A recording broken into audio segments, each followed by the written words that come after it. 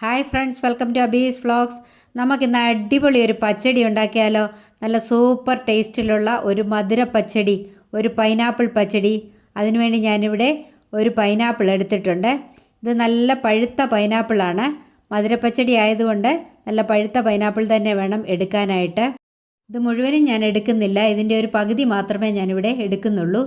ഇനി നമുക്കിതൊന്ന് കട്ട് ചെയ്തിട്ട് ഇതിൻ്റെ ഒരു പകുതി ഭാഗം നമുക്കൊന്ന് ചെത്തി ഒന്ന് അരിഞ്ഞെടുക്കാം. പകുതി പൈനാപ്പിൾ ഞാനിവിടെ അരിഞ്ഞെടുത്തിട്ടുണ്ട്. ഇത് ഞാൻ കണ്ടോ ഈ ഒരു വലുപ്പത്തിലാണ് അരിഞ്ഞെടുത്തിരിക്കുന്നത്. ഇനി നമുക്കിതൊന്ന് വേവിച്ചെടുക്കണം. അതിനുവേണ്ടി നമുക്കിതൊരു പാനിലേക്ക് ഇട്ട് കൊടുക്കാം. ഇതിലേക്ക് 1/4 ടീസ്പൂൺ മഞ്ഞൾപ്പൊടി ആഡ് ചെയ്ത് കൊടുക്കാം. 1 ടീസ്പൂൺ ഉപ്പ് കൂടി ഇതിലേക്ക് ചേർത്ത് കൊടുക്കാം.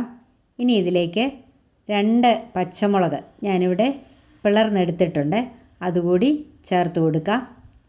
ഇനിയും 1 തണ്ട് കറിവേപ്പില കൂടി ഇതിലേക്ക് ചേർത്ത് കൊടുക്കാം. ഇനിയും 1 കപ്പ് വെള്ളം കൂടി ഇതിലേക്ക് ചേർത്തിട്ട് ഇതൊന്ന് വേവിച്ചെടുക്കാം. ഞാനിത് അടച്ച് സ്റ്റൗവിൽ വെച്ചു. ഇനി നമുക്ക് സ്റ്റൗ ഓൺ ചെയ്യാം.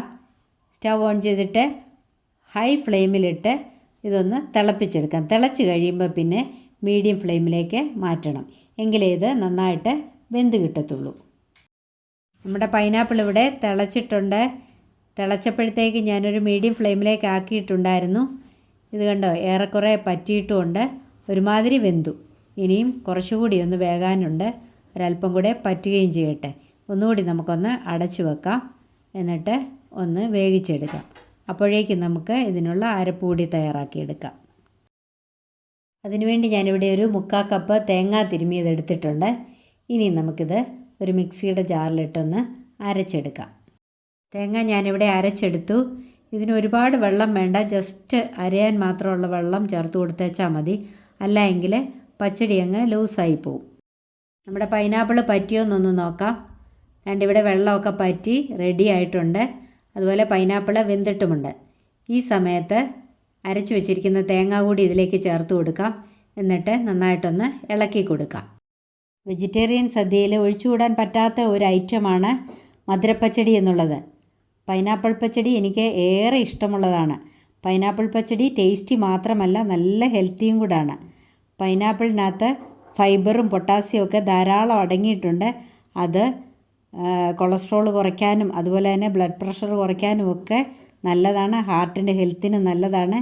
അതുപോലെ പൈനാപ്പിൾ ഡൈജഷന് വളരെ നല്ലതാണ്. ഇനി ഇതങ്ങ് ഒരുപാട് തിളയ്ക്കേണ്ട ആവശ്യമില്ല. ജസ്റ്റ് ഒന്ന് തിളയ്ക്കുമ്പോഴത്തേക്ക് നമുക്ക് തീ ഓഫ് ചെയ്യാം. ഇത് കണ്ടോ, ഇതിവിടെ തിളയ്ക്കാൻ തുടങ്ങിയിട്ടുണ്ട്. ഇനി നമുക്ക് തീ ഓഫ് ചെയ്യാം. അതിനുശേഷം ഞാനിവിടെ ഒരു 1/4 കപ്പ് തൈര് എടുത്തിട്ടുണ്ട്, അതുകൂടി ഇതിലേക്ക് ചേർത്ത് കൊടുക്കാം. എന്നിട്ട് നന്നായിട്ടൊന്ന് ഇളക്കി കൊടുക്കാം. ഇത് നല്ലതുപോലെ ഒന്ന് മിക്സാക്കി എടുക്കാം. വളരെ എളുപ്പത്തിൽ തയ്യാറാക്കാൻ പറ്റുന്ന ഒരു പച്ചടിയാണിത്. വളരെ സിമ്പിളാണ്. ഇനിയും ഇതിലേക്ക് 2 ടേബിൾ സ്പൂൺ പഞ്ചസാര കൂടി ചേർത്ത് കൊടുക്കാം. ഞാനെടുത്ത പൈനാപ്പിൾ നന്നായിട്ട് പഴുത്തതാണ്. എന്നാലും ഇത് മധുരപ്പച്ചടിയാണല്ലോ, അതുകൊണ്ടൊരു അല്പം പഞ്ചസാര കൂടി ഞാൻ ചേർത്ത് കൊടുക്കുകയാണ്.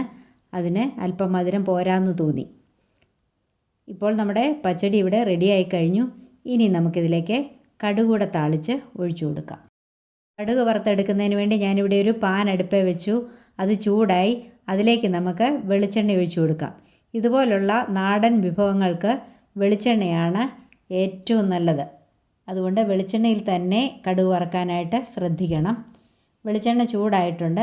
ഇതിലേക്ക് നമുക്കൊരു 1/2 ടീസ്പൂൺ കടുക് ഇട്ട് കൊടുക്കാം. കടുക് ഇവിടെ പൊട്ടിയിട്ടുണ്ട്.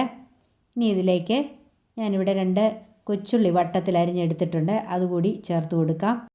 1 തണ്ട് ഗാർഡൻ ഫ്രഷ് കറിവേപ്പില കൂടി ഇതിലേക്ക് ചേർത്ത് കൊടുക്കാം. ഇനിയും ഇതിലേക്ക് 1 വറ്റൽമുളക് കൂടി ചേർത്ത് കൊടുക്കാം. വറ്റൽമുളക് ഒന്ന് കട്ട് ചെയ്ത് ചേർത്ത് കൊടുക്കണം.